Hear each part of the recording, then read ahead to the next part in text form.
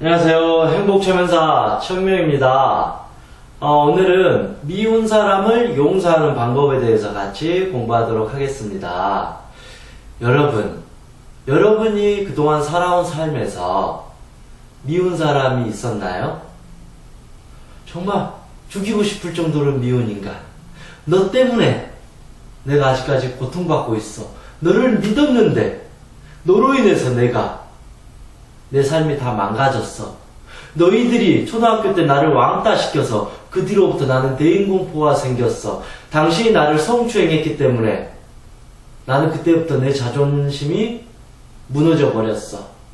엄마 아빠가 매일 나를 때리고 잔소리하고 학대해서 내 인생은 그때부터 끝이 나버렸어. 선생님이 저에게 그때 충격적인 저를 무시하고 저를 존중해주지 않아서 지금의 제가 이렇게 되어버렸습니다.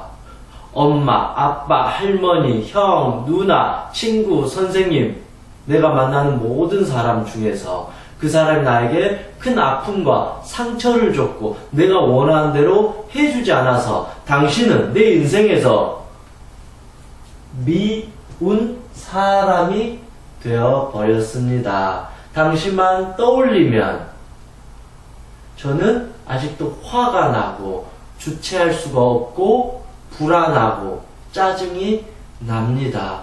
당신으로 인해서 나의 오랜 시간은 병들어갔고 지금도 그걸로 인해서 고통을 받고 있습니다. 제발 내 인생에서 꺼져주세요. 아니면 나는 당신에게 똑같이 복수하고 싶어요. 당신을 안 만났으면 하는 마음으로 항상 기도를 합니다라고 말을 하지만 그게 쉽게 해결되지가 않고 여전히 내 마음속에서는 아픔과 상처로 남게 됩니다. 대부분 이렇게 해서 이런 아픔이 반복되는 것 같아요. 일단 미운 사람이 뭘까요? 일단 그 기분이 안 좋은 사람이겠죠. 그 사람을 떠올리기만 해도 뭔가 안 좋은 느낌이 올라온다. 그게 미운 사람이에요. 일단 쉽게 말하면 내 마음대로 되지 않는 사람, 내가 원하는 대로 해주지 않는 사람이 미운 사람이에요. 그러면 그 사람 자체가 나쁜 사람이라는 게 아니라 내가 원하는 대로 해주지 않아서 미운 사람이 되었다. 우리는 내 마음대로 누군가가 해주면 저 사람이 좋은 사람이 되잖아요. 여러분께서 자식의 공부 어떤 욕구가 높아요. 아이가 1등을 하면 정말 착한 아이다 그러는데 꼴등을 해. 그때부터 화가 나잖아요. 그때 난 내 아이를 미운 아이라고 봐버려요. 남편이 돈을 많이 벌어왔으면 하는 기대가 있어요. 근데 남편이 돈을 많이 못 벌어와요. 그러면 그때부터 당신은 나쁜 남편이 돼버리는 거죠. 위험하지 않나요? 이 모든 것이 다 자기의 욕심에 따라서 좋은 사람, 나쁜 사람. 내 부모가 명문대를 학벌이 높았으면 하는데 내 부모가 초등학교밖에 안 나왔어요. 그러면 미운 아빠, 미운 엄마가 되어버릴 수도 있다라는 것이죠. 모든 게 다 자기의 욕심, 기대치에 따라서 좋다, 나쁘다가 판가름된다라는 거죠. 즉 다시 말하면 우리가 생각하는 그 판단 기준은 정답이 아니다. 자기 스스로 책정한 기대치에 따라서 좋다, 나쁘다를 보기 때문에 그것이 가장 위험한 자기 합리화이자 왜곡일 수가 있다라는 것입니다. 그러면 우리가 미운 사람의 대상은 도대체 누구인가요, 여러분은? 근데 가장 제일 먼저 중요한 대상은 부모예요. 부모가 사실 제일 많아요, 이 대상 중에. 제가 상담을 하다 보면 대부분 다 부모 욕해요. 우리 엄마 때문에, 우리 아빠 때문에 내 인생이 이렇게 됐어요. 엄마가 내가 원하는 노래 시켜줬으면, 나에게 잔소리 안 해줬으면, 그런 식으로 거의 부모가 죄인이 돼버려요. 대상은 부모가 제일 많다. 그리고 두 번째는 남자친구, 여자친구가 되겠죠. 또 누군가를 만나서 사랑하다 보면 그만큼 좋아하니까 좋아한 만큼 상처를 받을 수 있다라는 거죠. 그래서 미워하는 거예요. 첫 번째가 부모가 될 수 있고 남자친구, 여자친구가 될 수 있는 거고 이 둘이 결혼을 했어요. 그럼 이제 하나가 되어요. 부부가 되잖아요. 또 그때 가장 미워하게 돼요. 뗄래야 뗄 수가 없으니까 24시간을 봐야 되니까 단점이 계속 보이는 거예요. 가장 미운 사람은 또 부부가 된다. 근데 부부가 되어서 또 애를 낳았어요. 그런데 그 애가 말을 안 들어요. 옆집 아들은 공부를 잘하고 착하고 예예하는데 우리 아이는 공부는 안 하고 운동만 하고 다니고 말썽만 피우고 그러면 또 미운 아이가 되잖아요. 그럼 또 내 자녀가 돼요. 그리고 또 가정주부 같은 경우에는 시어머니가 또 될 수 있죠. 시어머니.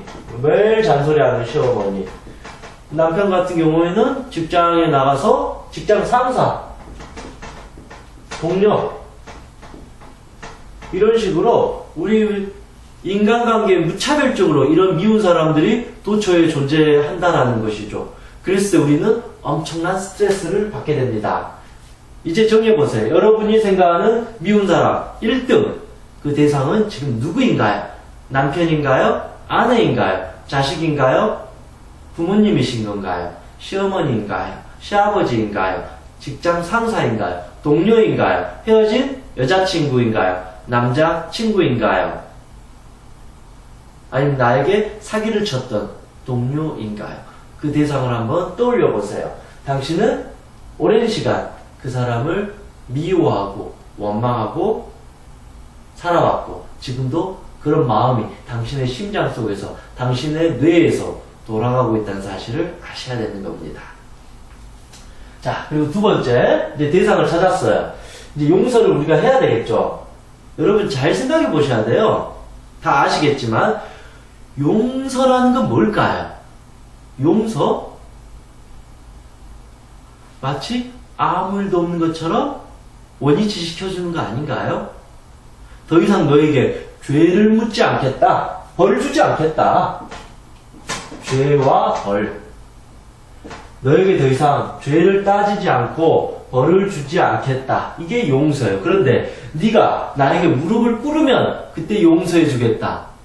이건 용서 아니죠? 이거는 겁박이고 협박이죠. 너를 내 앞에 무릎에 꿇히는 거예요. 이거는 내가 당한 만큼 너에게 똑같이 돌려주겠다. 그때 나는 용서해 주겠다고 하잖아요. 근데 이게 용서인가요?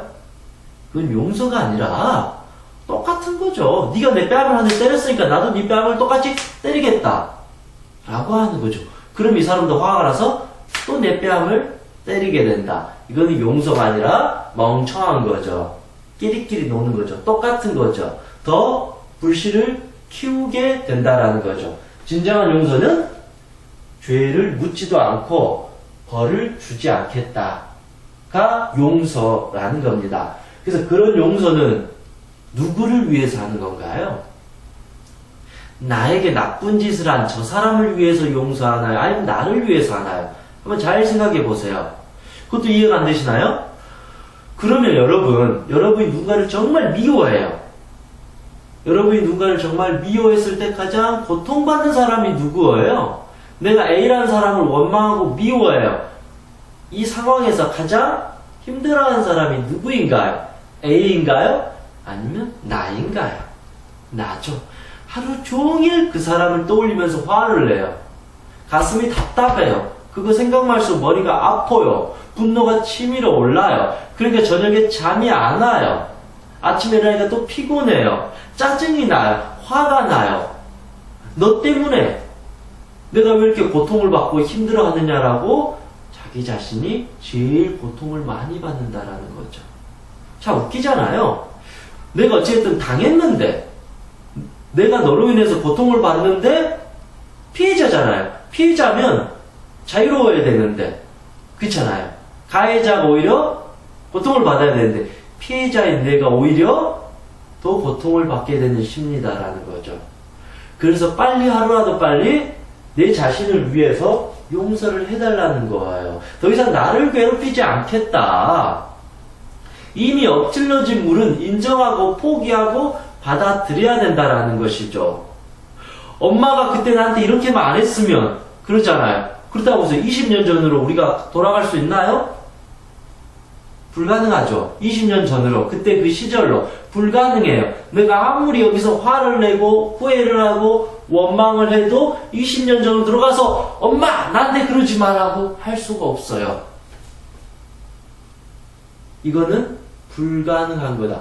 이미 끝난 일이고 과거로 돌아갈 수도 없고, 이 불가능한 일은 이를 가지고 우리는 아직까지 화를 내면서 용서하지 않을 거야 라고 되지도 않는 일을 하고 있다. 왜냐? 불가능하다. 과거를 돌릴 수가 없다. 그래서 내 자신을 용서